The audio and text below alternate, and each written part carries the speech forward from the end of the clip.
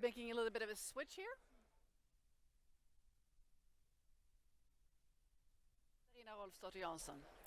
According to the International Energy Agency, the investments in clean energy needs to be ramped up to roughly 4.5 trillion US dollars per year by 2030. And that is about 3 times the level that it is at now. And that might sound like a lot of money, but when you consider that we invest roughly 7 trillion US dollars per year in fossil subsidies, we do have money to spend in another direction, right? And much of that money, the 7 trillion US dollars, are coming from pension funds and other institutional investments. So the question is, how do we redirect those investments to be a force of good, to support the climate transition instead of opposing the climate transition? And what we're going to talk about in this session is, can banks rid themselves of funding gas, oil, and coal? Truly, can they do that? And what say, if any, do regular, normal, standard people in general have in this transition?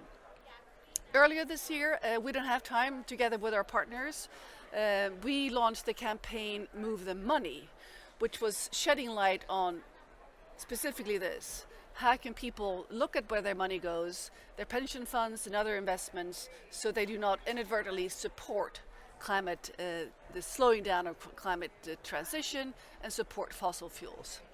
So here to talk about this link between banking and finance, we have some prominent guests. And with me here in the studio, I have Ariel Deranger, sorry, a French name originally. You're here, and you're Executive Director, Indigenous Climate Action.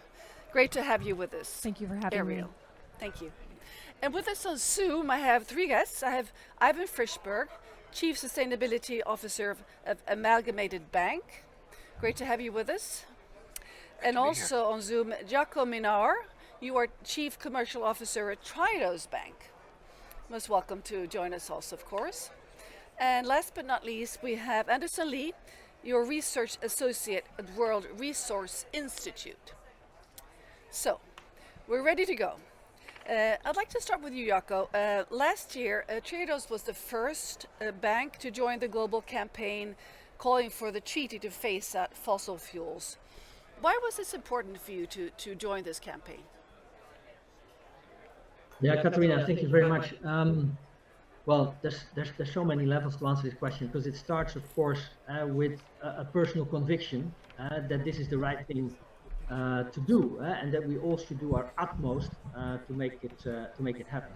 But if we take a step back, I think what we have now is lots of green agreements. We have lots of green regulation and green policies, which describe sometimes in a lot of detail what you should do when you want to do something positive with green investments. And what is lacking is that we have the same in terms of what you are not allowed to do on brown investments. And so we need a plan to phase out fossil fuel. This, as far as I'm concerned, is the missing link in terms of what we're looking at the total scene. Here at Triodos, we try to be a front runner. So in the Netherlands, we financed the first windmill back in the 80s, and we are still, according to Clean Energy Pipeline, the largest financial institution that finances renewable energy and clean technology. So for us, it is a really logical link because we believe in this transition, and it aligns with how we make our business. But banks cannot do it alone. It is always a interaction with society at large and with government. So in this case, we need an intergovernmental agreement that basically not says we stop fossil fuel tomorrow, because that's not the argument, but that is very clear how we are going to phase it out, and then we will push to do it as quickly as possible. Thank you, Jaco. So, in report after report, banks are being called out not to adhere to the urgency here. What would it take, and what is it? Why is it that not other banks follow suit, follow your example that you're leading on here? Yeah, it's a very good question, because I think one of the most prominent reports was BankTrack that basically said that since Paris and since we all committed to the 1.5 degrees, We've seen 6.9 trillion in financing from the 150 largest banks, so it's still ongoing, and a really big problem. I think maybe let's start on the positive side. I think banks like Triodos, but also a bank like Amalgamated, that we'll talk later, and many other banks are showing that it can be done. So I mentioned that we were the first to become active in renewable energy, but we now see that it is almost mainstream. So we've also moved on to different technologies in that space because we want to remain a front runner. So you do see that there is some following happening. So one of the things that has to be done is that it takes people to give the example, so that others can follow. But if you look then at the banks, then they have a relatively short-term focus. The risks of climate, they look at not at the long term in terms of how it should be done. So we also need to create a framework together where everybody is going to look not just at short-term risk and return, but really longer-term look at both impact, risk, and return. And when I talk about return, I talk about the total return that includes the positive impact that you have. For Triodos, big. At least the ambition is to be very big. A negative impact that we all have. You still need materials that are dug up sometimes in places that we really don't like. We have to change that. So minimize our negative impact and then still have a solid financial return. And my ambition is that banks like us, are the best in terms of that total return, positive impact plus minus the negative impact plus the financial return. Thank you for emphasizing the looking at the bigger picture here. So, Ivan, I'd like to turn to you. What is your take on the role of banks in creating a sustainable future? I mean, it's a big question, but give us your top thoughts, please. All right, thank you. It's great to be here. Jacco, it's good to see you again. I think I'll start from where Jacco was talking. We obviously, banks have invested incredible amounts of money into the fossil fuel industry and are very tied to the fossil fuel industry. They are also now investing, huge amounts of money into clean energy. I mean, at Amalgamated Bank, it's about 40% of our lending and select investments is going into climate solutions. And I think anybody inside the banking industry is sort of looking for those opportunities. But if we don't look at what the problem is, i.e. fossil fuels, and address the massive amount of fossil fuels that are in production and are in the supply pipeline, we're not going to be able to solve the climate crisis. And we're well beyond 2 degrees as our trajectory right now. So the question for banks is, can they just walk away from that sector if the economies don't move in that direction? Or do they use their political muscle, their political capital, so to speak, to help move it in that direction? Because you can't really have an enormous imbalance between where the economy is and where finance is, right? They really are reflective of each other and serve each other.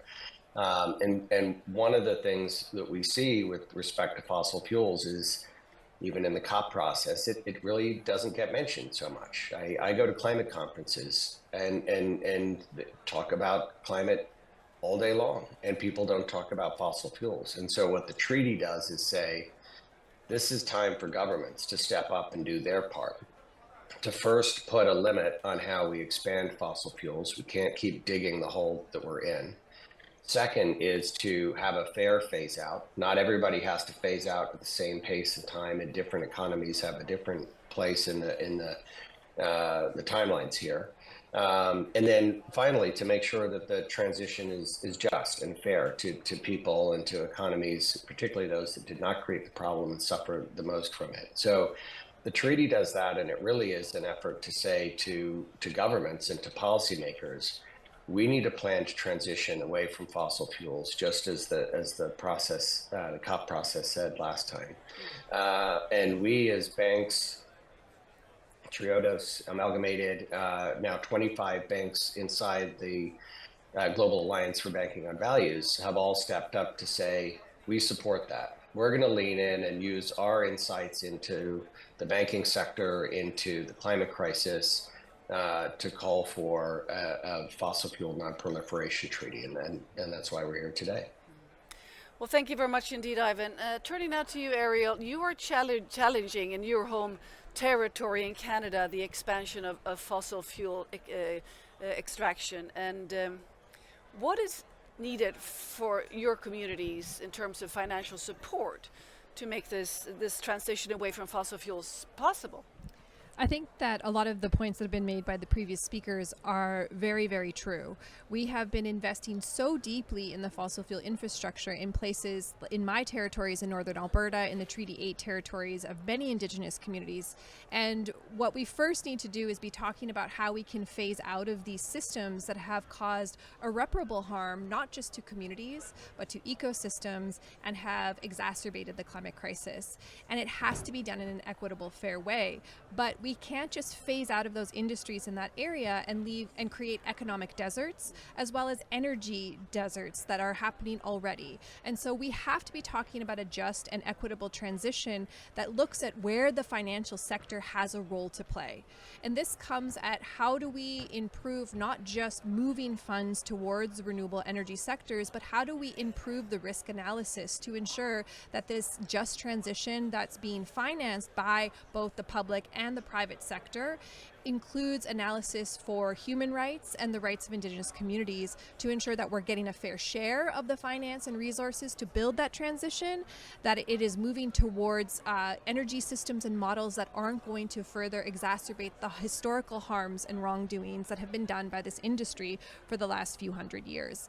And from there, I think we'll start to see how the roles of banks is setting the stage. They can start adopting principles and processes right now that look at a equitable just transition that includes both human rights and the rights of Indigenous peoples in how we not just finance this just transition, but how we ensure we're doing it in an equitable and fair way. And I'm really excited because our communities are really just chomping at the bit to find real access to resources to build that renewable energy future that is aligned with our values and protects our ecosystems and our cultures. Well, thank you very much, Ariel, indeed.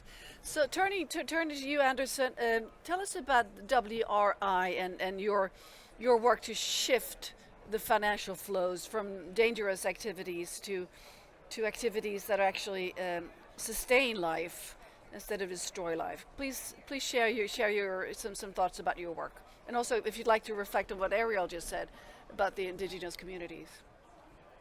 Sure. Yes. Thanks for having me. And I can give a little bit of a background of WRI. It is a think tank, but also has a pretty sizable operations on doing implementation regarding exactly what Ivan, Jaco, and all the panelists have been saying. The just transition towards protecting people, climate, and nature. So we are looking at how the transition can really incorporate all the aspects of protecting climate, protecting nature, but also people, so that the just aspect is not forgotten. And I specifically work researching the finance, sustainable finance from the private sector, so banks, asset managers, asset owners. And regarding this topic, we've been doing research on tracking the net zero commitments by banks. We've done recent research published regarding looking at from a framework and 17 indicators how banks are faring regarding their net zero commitments. So specifically on their fossil fuel policies, what we see is there has been some progress over the years. So more banks, I think, seeing examples from leading banks such as Amalgamated, Triodos, and others, La Banque Postale, they have incorporated some of their policies to exclude some of fossil fuel financing in their exclusionary policies. So you can see that they now are, some of banks are excluding financing in the Amazon forest or on the Arctic or on ultra deep water offshore oil and gas exploration. So some progress has been coming over the years. I think thankfully in large part from pressure from civil society. But at the same time, you see that progress is not fast enough. Especially, this speaks to some of the points that the panelists have mentioned a lot of these policies from the banks are tied to their national economies. So for example, Canadian banks, they have exclusionary policies for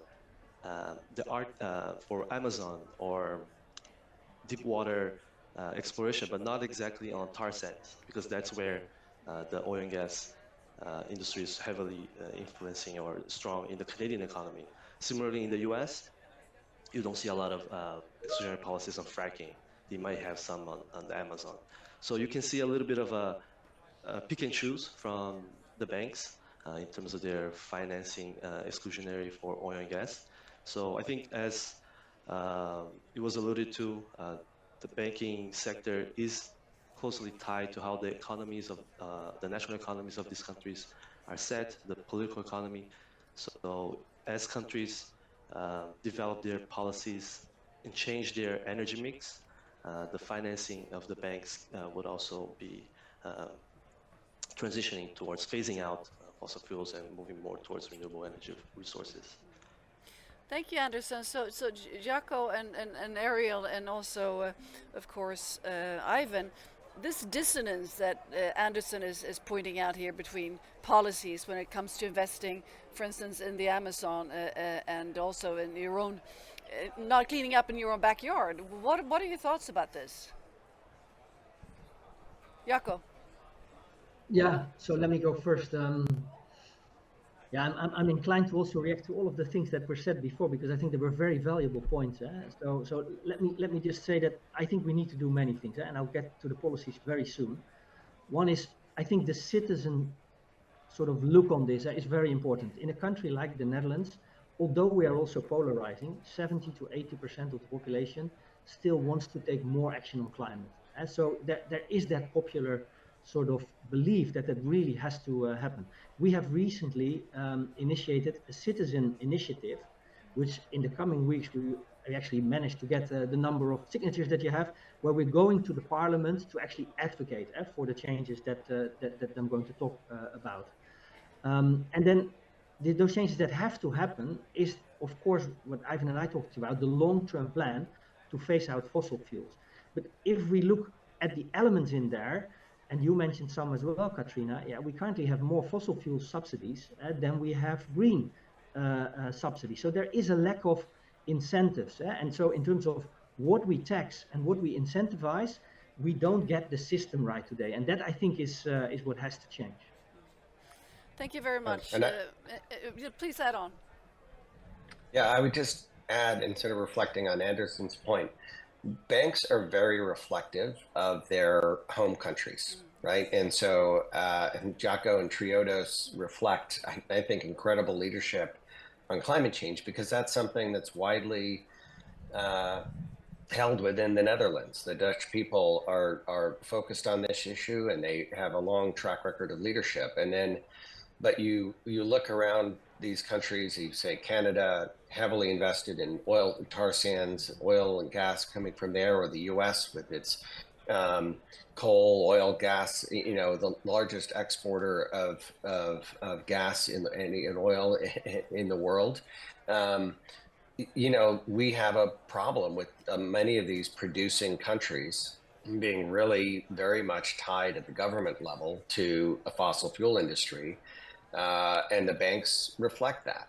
And so however they operate, the big ones globally, they still reflect a lot of those politics and those policies. And until we have a way to break apart the kind of addiction to fossil fuels and the interdependencies between some of these producing governments and the industry, it's going to be hard to really get the banking industry to kind of follow suit. I think if we do that, if we do something like the Fossil Fuel Non-Proliferation Treaty, and we can enact that at a country level, then you will start to see banks head in that direction as well. They have great incentive to, because in many ways they carry the financial risk that's associated with failure on climate.